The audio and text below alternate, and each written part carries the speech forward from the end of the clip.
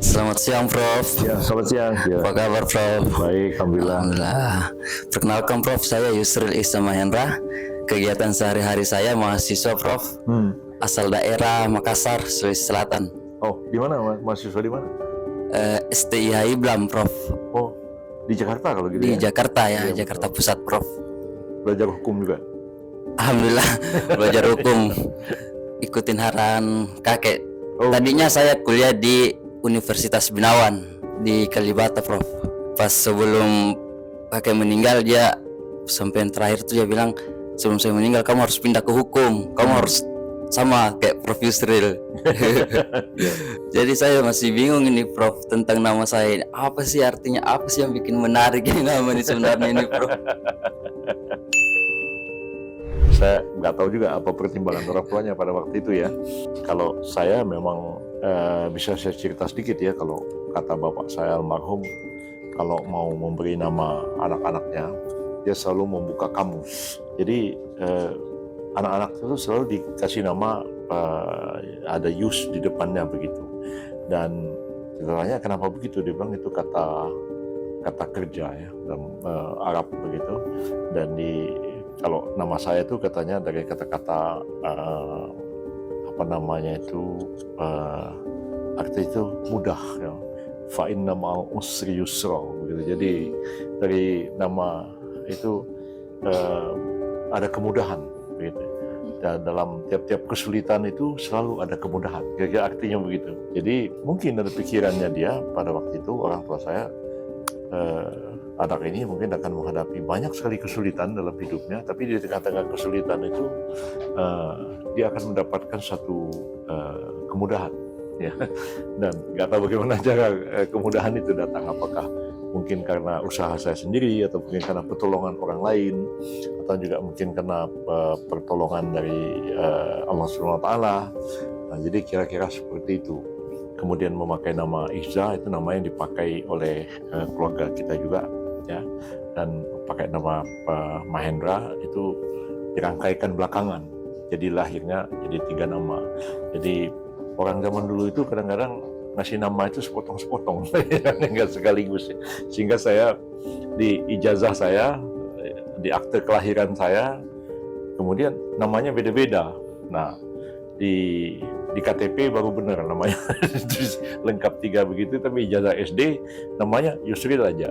Dan waktu ijazah SMP SMA Yusril Iza, tapi waktu jadi mahasiswa udah lengkap Yusril Iza Mahendra. Jadi waktu dibawa untuk mendaftar sesuatu bingung, akhirnya ada penetapan pengadilan pada waktu itu bahwa namanya itu sebenarnya seperti ini. Nah, akhirnya jadi itu nggak jadi masalah lagi sampai sekarang.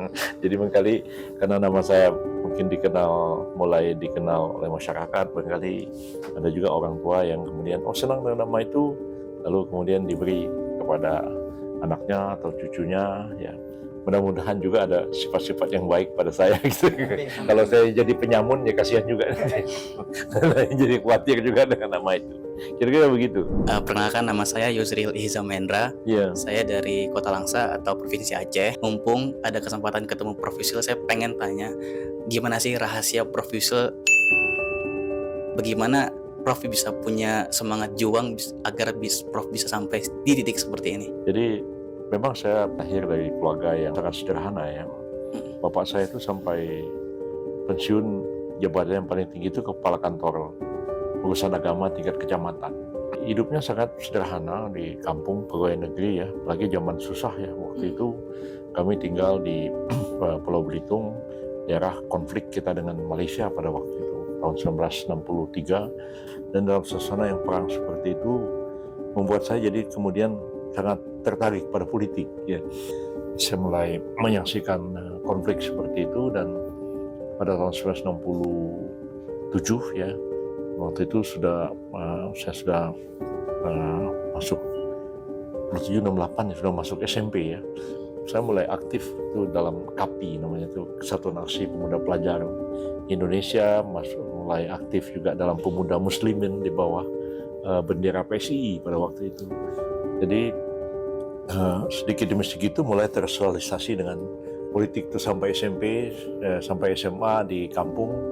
Begitu saya tamat SMA ya pindah ke Jakarta, mulai kuliah di Fakultas Hukum UI, dan mulai ya terlibat dalam banyak sekali gerakan politik dan kemudian mempengaruhi otak saya sampai sekarang. Jadi persis seperti yang tadi dibilang kakeknya bilang harus belajar ke hukum ya.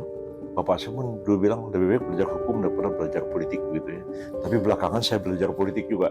Jadi karena latar belakang kehidupan yang seperti itu membuat saya jadi seperti sekarang begitu, sangat sensitif dengan perkembangan politik, dan sepertinya udah nggak bisa lepas ya. Jadi bapak saya bilang politik itu membuat kamu seperti ikan masuk dalam bubu katanya, ya masuknya gampang keluarnya susah. Jadi kira-kira seperti itu sampai hari ini. Saya kadang-kadang udah pikir udahlah, saya udah nggak mau lagi deh ngurusin politik, saya capek gitu.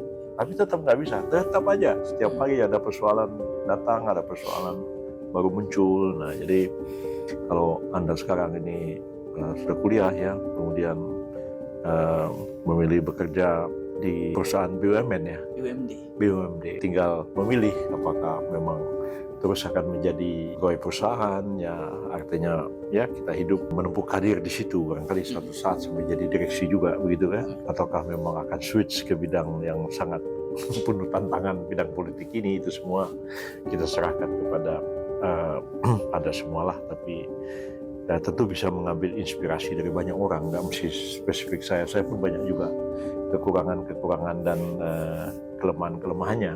Tapi saya dulu juga belajar dengan banyak orang, para senior, termasuk juga tokoh-tokoh yang mendirikan negara kita ini.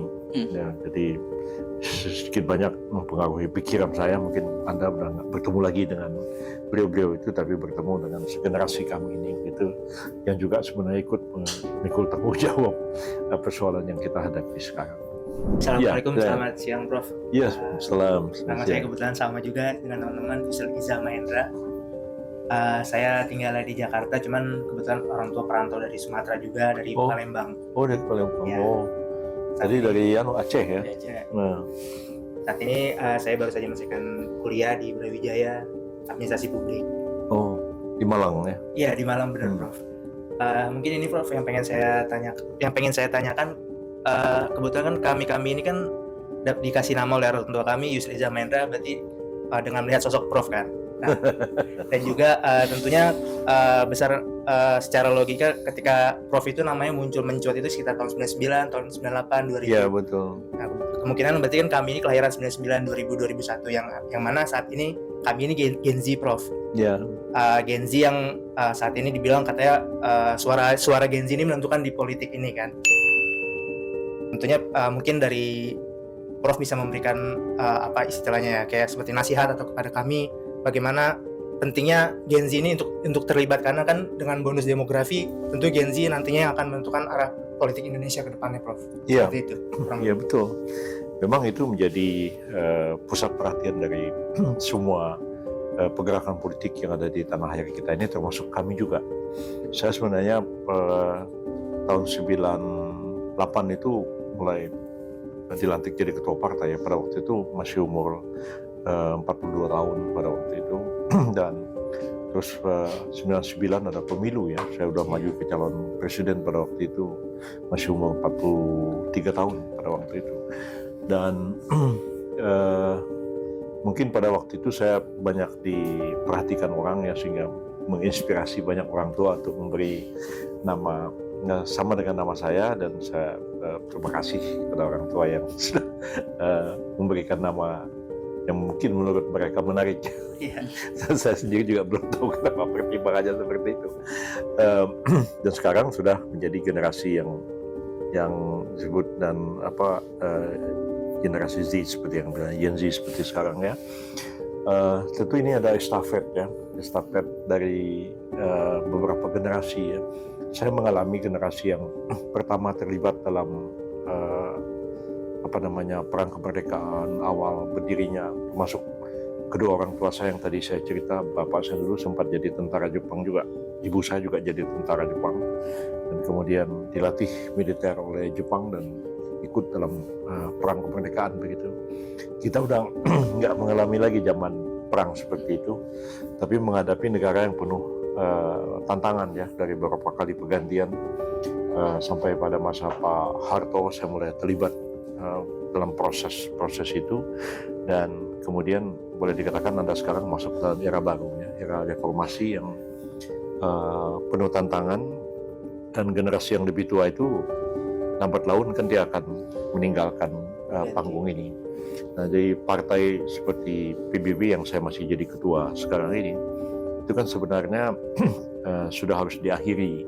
Itu sejak 10 tahun yang lalu. Saya sudah mengatakan, udah saya mundur aja jadi ketua partai ini. Tapi yang lain mengatakan belum siap. Tapi sekali ini saya akan mengatakan, siap tidak siap, ya saya harus meninggalkan kepemimpinan partai ini. Dan ada banyak sekali yang muda-muda mulai bergabung, termasuk ada anak saya juga yang laki-laki yang tua yang terlibat dalam partai, yang nanti sesudah pemilu ini mereka akan mengambil alih kepemimpinan partai, dan kemudian PBB itu akan menjadi partai yang dipimpin oleh generasi yang lebih muda.